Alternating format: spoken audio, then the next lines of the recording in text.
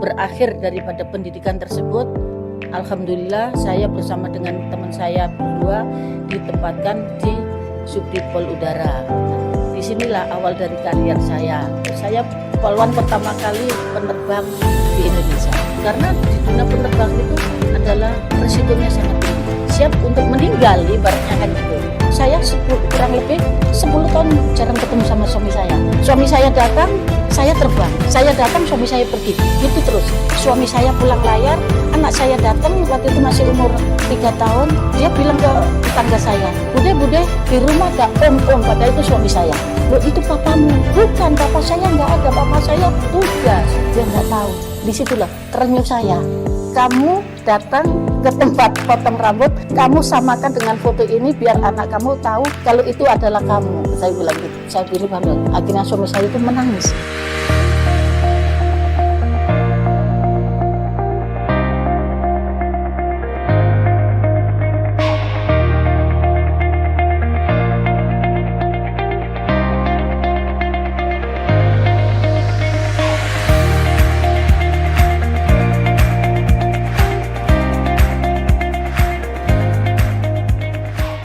Perkenalkan, nama saya Musila Mukti, SH MPD. Pangkat terakhir saya adalah AKBP. Saya tinggal di Jalan Taman Wijaya nomor 26 Pasuruan. Oke, saya akan menceritakan awal mula dari polwan, jadi polwan. Saya lulus SMA tahun 80, kemudian tahun 80 itu juga saya mendaftar polwan dan saya lulus kemudian pendidikan di Ciputat tahun 80-81. Nah, akhir daripada pendidikan tersebut ada dari Mabes Polri, yaitu dari Subdit Pol Udara, dia datang ke Ciputat memberikan masukan input kepada para siswa Bintara Polwan, memberikan masukan siapa yang mau jadi penerbang, nanti kami akan seleksi, kemudian nanti akan jadi perwira terlebih dahulu.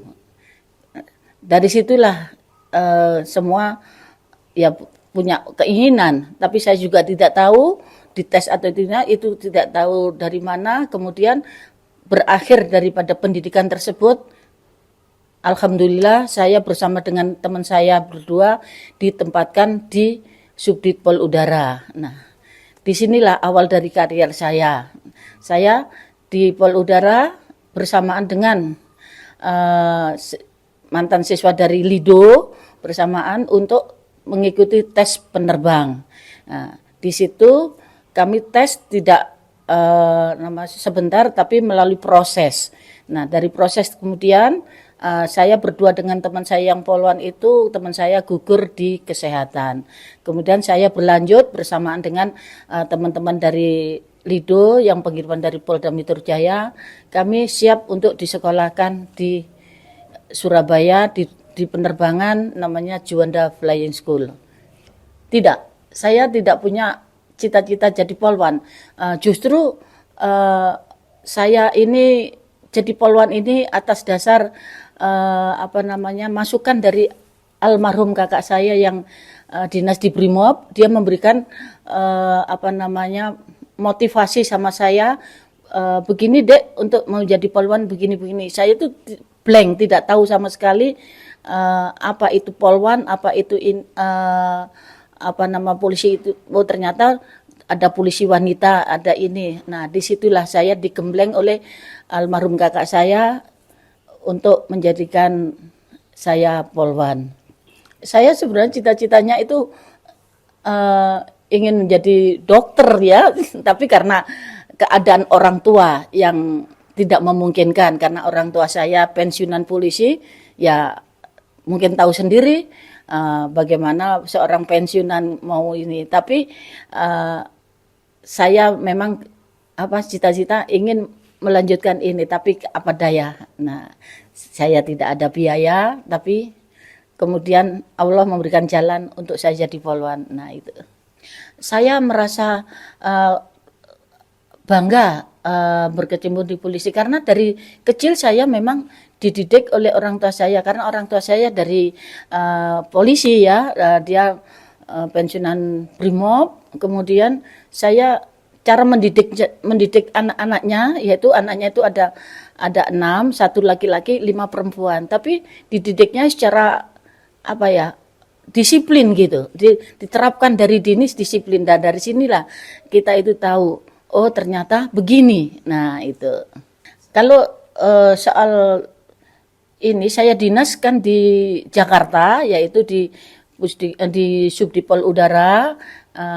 Kalau dalam dunia penerbangan saya sudah melalang ke seluruh Indonesia. Nah kecuali saya nggak ke Iran sama Timur lah gitu. Nah itu kalau yang lainnya sudah, karena apa ya, itu namanya tugas ya, kita harus melaksanakan. Kalau pengorbanan saya jadi polwan itu, saya kalau sedih, kalau saya selama saya berkeluarga, saya pisah dengan suami saya. Dalam hal ini bukan pisah cerai gitu, tidak. Pisah karena tugas. Suami saya kebetulan dinas di Polair, di mana dia tugasnya adalah berlayar. Nah, sedangkan saya tugasnya sebagai penerbang, saya di udara, dia di laut. Nah, itulah. Itu suka duka saya di situ. Anak itu yang menjadi kendala saya, mempengaruhi. Ya. Tapi namanya tugas, ya kita laksanakan tugas dulu. Soal keluarga bisa diabaikan atau dipending. Nah itu bisa, karena tugas itu adalah yang utama bagi saya. Kalau pengorbanan itu ya ada, dilihat dari mana kita menilainya. Nah itu ya toh. Nah, kalau saya, pengorbanan saya itu yang paling berat adalah keluarga. Karena suami saya adalah di Polair. Tugas suami saya adalah berlayar. Saya sebagai penerbang. Tugas saya adalah terbang. Kita sama-sama tugas negara. Nah, saya kurang lebih 10 tahun jarang ketemu sama suami saya. Suami saya layar ke Irian, saya terbang ke Aceh. Nah, suami saya datang, saya terbang. Saya datang, suami saya pergi. Gitu terus. Bahkan suami saya kalau layar paling minik 7 bulan saya ditinggal. Itu pengorbanan. Saya punya anak di mana, ini di mana.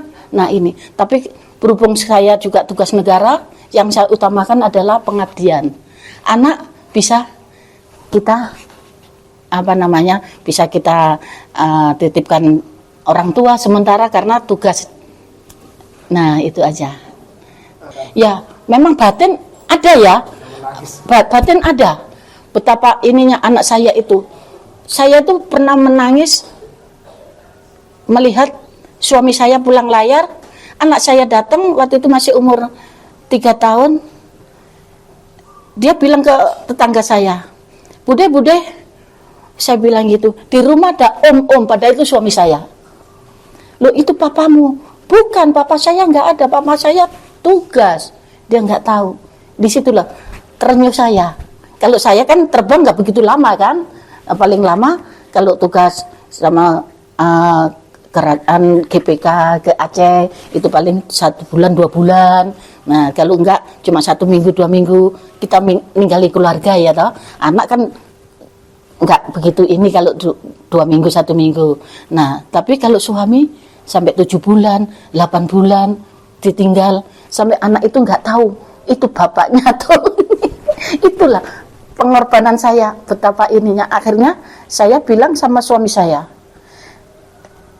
kamu datang ke tempat potong rambut, kamu samakan dengan foto ini biar anak kamu tahu kalau itu adalah kamu. Saya bilang gitu. Saya pilih banget. Akhirnya suami saya itu menangis. Begitu namanya pengorbanan dalam keluarga. Nah itu lagi. Ya saya pernah waktu saya tugas di Aceh, waktu itu ada GPK ya, Gerakan Pengajak Keamanan. Waktu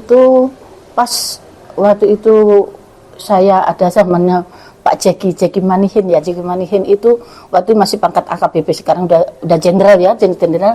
Itu satu grup dengan saya. Pagi kita gak ketemu sama orang ya. Saya udah ninggalin keluarga ya, ninggalin suami saya layar, anak saya di rumah, saya tugas. Begitu tengah malam suara bunyi apa dar-dor gitu. Saya bilang sama pimpinan, Bapak mohon izin, itu lagi ada gerakan ini. Saya cuma nangis tengah malam. Kalau saya mati di sini, bagaimana nasib anak saya dan suami saya? Nah itu. Tapi Allah masih sayang sama saya tetap prinsip. Tapi saya mati dalam tugas. Itu cuma gitu aja prinsip saya.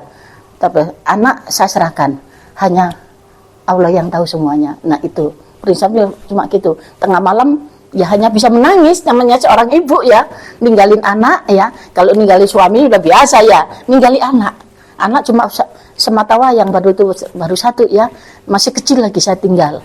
Nah itulah kalau saya niat saya tugas dalam terbang. Nah, karena di dunia penerbang itu adalah risikonya sangat tinggi. Siap untuk meninggal ibaratnya kan gitu. Nah ini dah, begitu saya naik pesawat, siap saya untuk ini. Saya akan melaksanakan dengan baik dan biar saya bisa bertemu dengan keluarga. Sehingga saya bisa melaksanakan tugas dengan baik. Nah, ya itulah. Dari saya poluan pertama kali penerbang wanita di Indonesia. Nah karena di situ saingannya kan dari berapa ratus orang tinggal 2 orang yang dipilih, kemudian 2 orang dites, ternyata 1 orang gugur di kesehatan, saya berlanjut. Dan sinilah saya merasa bangga, dan itu pun juga saya disamakan dengan tugas laki-laki. Nggak ada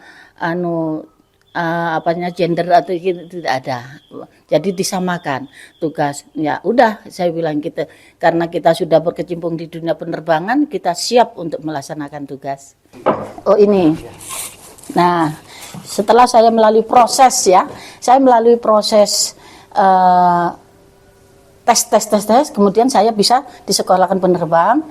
Saya tahun 82 sampai 84 saya sekolah di Juanda Flying School di Surabaya. Ini saya tidak abal-abal, tapi kenyataannya saya memang punya ijazah. Ya ta, sebagai commercial pilot. Ya ta. Nah, ini saya lulus tahun 85. Saya sekolah penerbangnya selama 2 tahun di Juanda Flying School di Lanudal Juanda. Nah, itu. Saya di situ angkatan kedua dari sekolah sipil, di sekolah sipil. Kalau yang lain waktu itu kan ada yang di Curug, ada yang di Jogja kan gitu. Tapi saya sekolah di Juanda Flying School. Nah, di mana itu negara membiayai saya untuk sekolah. Nah, waktu zaman dahulu udah besar, saya juga nggak tahu, yang penting saya bisa sekolah. Nah, gitu. Kemudian saya setelah selesai, kemudian Danjen Komata memberikan SK saya. Ini saya naik sertu, saya saya juga nggak abal-abal, ini ada SK penempatan saya dan jabatan saya masuk eselon 3A. Nah, tapi pangkat saya masih sertu, waktu itu kalau sekarang bribtu ya. Nah, itu. Nah, ini saya tahun 84 saya dinaikkan jadi eselon 3. Jadi bintara tapi jabatannya perwira. Kalau inilah yang dipakai untuk pilot-pilot komersil ya, pilot Garuda, pilot ini. Nah, ada BPL, CPL, ATPL. Nah, lebih tinggi lagi ATPL. Nah, kalau saya sudah punya CPL, Commercial Pilot Lesson, di mana saya mungkin bisa dikomersilkan, namanya pilot komersil ya. CPL, Commercial Pilot Lesson ya. Jadi bisa dikomersilkan bisa. Nah, itu. Saya kebetulan lulus itu pakai pesawat fixed wing. Fixed wing itu yaitu pesawat angkut ya. Saya menggunakan pakai Cessna, kemudian 106 ya, 106, kemudian ada Beechcraft, ada Giant. Itu dari pesawat satu ke pindah pesawat lain kita harus ujian. Tidak seperti naik mobil, dari mobil ini ke ini kan tinggal naik gitu. Tidak, dari sini ke sini. Karena apa? Di pesawat ini kan berbeda. Ya, instrumennya berbeda, dan semuanya itu berbeda dan melalui proses harus ujian. Nah, kalau dia lulus bisa di pesawat ini, nah gitu. Kalau di pesawat, kenangan yang manis itu, banyak. Nah, kenang yang pahit itu yang menyedihkan. Nah, itu. Kalau kenang yang manis, kita bisa menerbangkan, bisa bertemu dengan VVIP, yaitu bisa menerbangkan bersama-sama dengan pimpinan kita, yaitu dengan Kapolri, dengan VVIP ya, dengan Asbismas, dari orang-orang Mabes yang kita sebagai melayani mereka. Nah, tugas kami memang melayani beliau-beliau, tugas kemana kita siap untuk melayani apabila kita diperlukan. Ya gimana ya, karena sudah takdir Allah ya kita ya. Karena saya pindah dari sana, ini saya simpan di sini barang ini. Flying suit ada, ini baju-baju penerbang, baju ini semua sudah tata rapi, udah begitu. Terus album, ya kalau sekarang mungkin ada HP ya, kalau dulu nggak ada kan, album foto itu mulai dari saya sekolah, saya ini satu begini, hancur semuanya. Ya namanya foto tidak bisa di ini lagi, namanya udah lumat, jangankan itu. Saya ngantor aja pakai baju preman, itu pun baju preman saya minta ke kantor, minta baju dinas ke kantor. Saya bilang gitu waktu di Pusdik. Saya nggak punya baju, saya nggak punya pangkat. Sama kantor diberikan pangkat. Waktu itu saya sudah AKBP. Nah, itu banjir begitu, nggak punya apa-apa, sudah habis semuanya. Ya mau nggak mau. Saya keluar dari sini ini sambil berenang ke sana, cuma bawa ini aja. Apa namanya, identitas ini, satu koper begini, ijazah semua ini itu saya masukkan, saya simpan di satu titipan yang tidak banjir. Itu aja, cuma itu, lainnya udah hanyut, nggak tahu kemana. Nah itu pengalaman sampai sekarang itu saya kalau ini seandainya, nah itu dulu itu foto-foto ini sudah ada, wah sudah hancur semua, dan nggak bisa. Waktu saya udah di penerbang, waktu saya di pesawat, waktu saya di Aceh, waktu saya di New Zealand, ada itu kan, ada itu ya. Nah itu ada foto-foto kenangan, itu ada, tapi sekarang tinggal kenangan aja yang ini.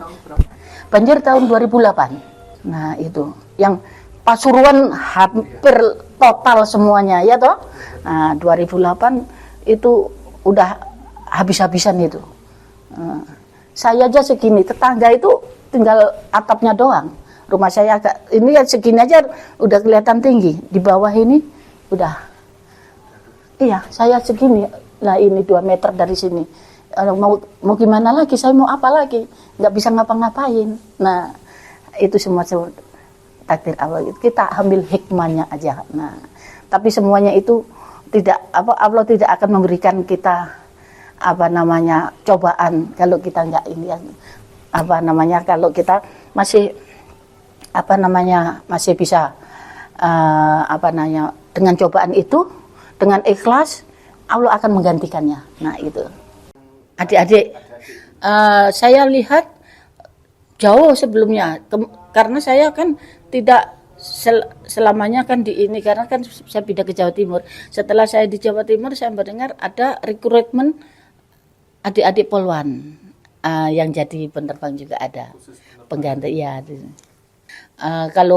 Karena saya di situ kan berbeda ya, kalau ini kan pesawat angkut, yang mana pesawat angkut atau transport itu fixed wing itu dari bandara satu ke bandara lain ini beda dengan helikopter. Kalau helikopter sewaktu-waktu dia bisa mendarat apabila ini emergency atau gini kan itu. Tapi kalau kami dalam tugas seperti kami tugas di Aceh, yaitu waktu itu ada namanya GPK ya, Gerakan Pengacau Keamanan, operasi ganja. Nah itu kami melaksanakan tugas di situ.